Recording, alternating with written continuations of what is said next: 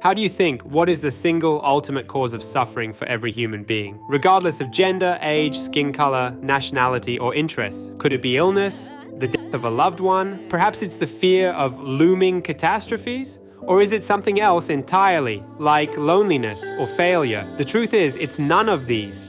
Our pain, our struggles, and all the burdens we carry boil down to one profound phenomenon and the effect it brings. Its name? Time.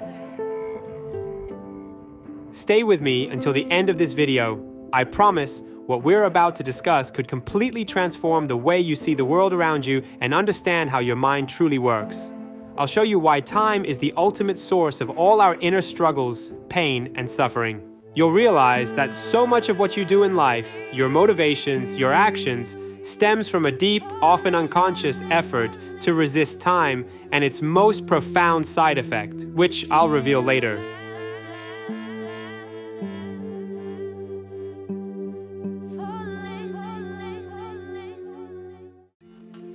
But to be completely honest, the problem isn't time itself, it's the effect of time. Change. Everything changes. Relationships, prices, emotions, circumstances, trends. The new becomes old, the healthy becomes sick, the popular becomes forgotten. What once was a groundbreaking discovery either fades into irrelevance or becomes mundane. And don't think this only applies to those who are older. Imagine a teenager eagerly waiting for a long-anticipated event, pouring their heart into that moment, and then it's over. It's in the past. We can't even describe it with clarity because our perception is distorted by the passage of time. Change scares us because it disrupts stability and forces us to face the unknown. Like our planet, we're not standing still. We're endlessly falling through the black hole of time. There's no way to return to that one point where we were happy. No way to recreate the moment that changed our life forever.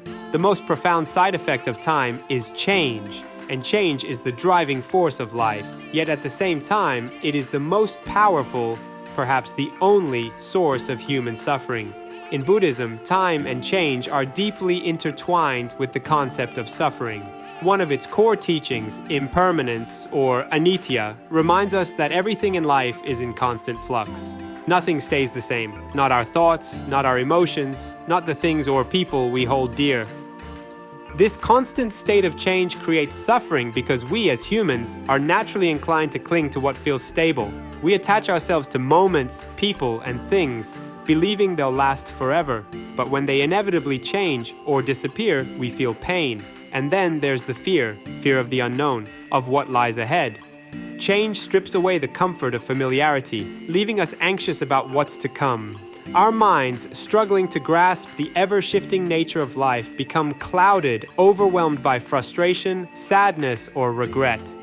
In the end, the greatest challenge isn't time itself, but our inability to accept the changes it brings. And that inability is what truly darkens the mind.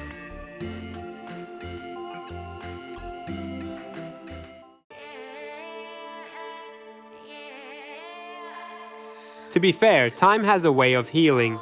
Just as all good things come to an end, so too does the bad.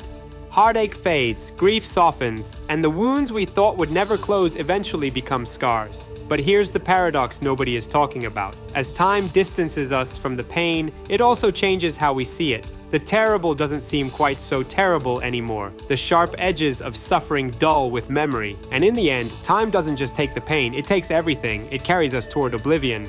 And when we feel that, when we sense the inevitability of our own fading, we find ourselves willing to endure almost anything, even pain, just to feel alive again. That's the paradox. How often do people make destructive, dangerous, even reckless choices, driven by one simple desire, to escape the looming shadow of nothingness? To feel, to burn brightly, to remind themselves they are still far from the void. It's not the pain they seek, but the proof that they exist, that time hasn't yet claimed them entirely.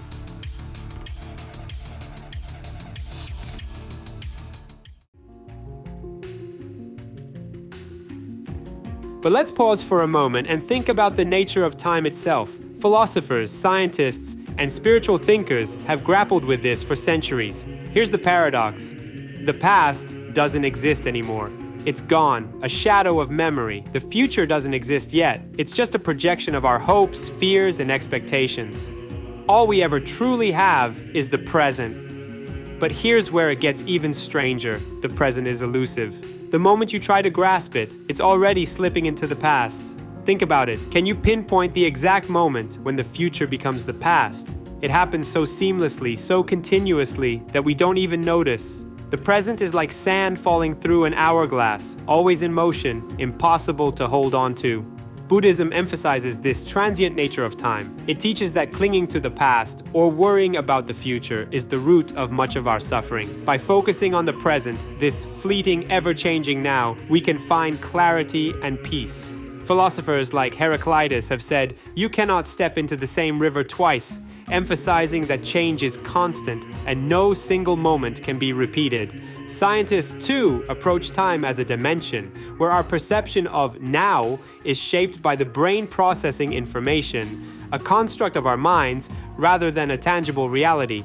And do you know that it is really possible to travel to the future, but no chance to travel to the past? And without this step, traveling to the future doesn't make any sense, because we already travel to the future, but at a lower or normal speed. So, if time is this intangible, ever-shifting phenomenon, how do we live with it?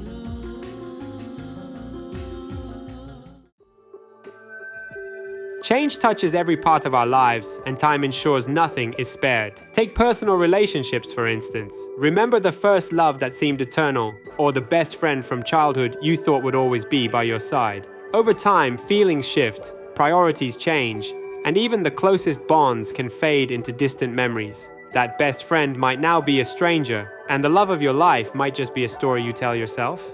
Then there's health. Think about the athlete at their peak, fast, strong, seemingly invincible. But time catches up with everyone. The body slows, wrinkles appear, and even the healthiest among us can face illnesses we never expected. And society, it's in a constant state of transformation. Look at technology. The once iconic flip phone is now a relic of the past, replaced by sleek smartphones. Social media has revolutionized how we communicate, leaving letters and even emails feeling outdated. Cultural norms shift too. What was acceptable or even celebrated decades ago may now be seen as offensive or outdated. And in politics, empires rise and fall. Think of the Soviet Union, a superpower that seemed unstoppable only to dissolve almost overnight. Every aspect of our lives is shaped and sometimes unraveled by the relentless force of change.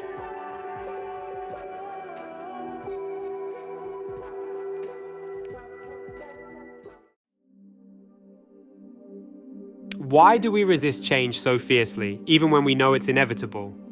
The answer lies in two deeply rooted human tendencies. First, there's our attachment to the familiar. Think about someone who stays in a job they hate, not because they enjoy it, but because it's predictable. It's easier to stick with what they know than to face the uncertainty of starting over. Or consider relationships. How many people remain in toxic partnerships simply because they fear being alone or starting from scratch? The familiar, even when it's uncomfortable, often feels safer than the unknown. Then there's the illusion of control.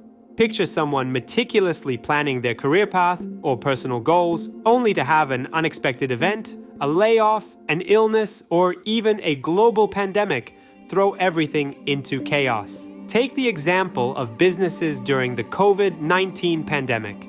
Restaurants and stores that had operated the same way for decades suddenly had to adapt to online models or close their doors. For many, this loss of control was more paralyzing than the change itself. Another example is parents watching their children grow up. They might try to hold on to the image of their kids as young and dependent, struggling to accept the reality that their children are becoming independent adults.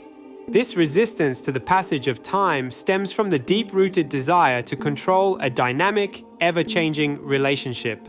These examples show how deeply we cling to what feels familiar and predictable. We hold on, hoping to preserve the stability we crave, even though change will always find a way to disrupt our plans.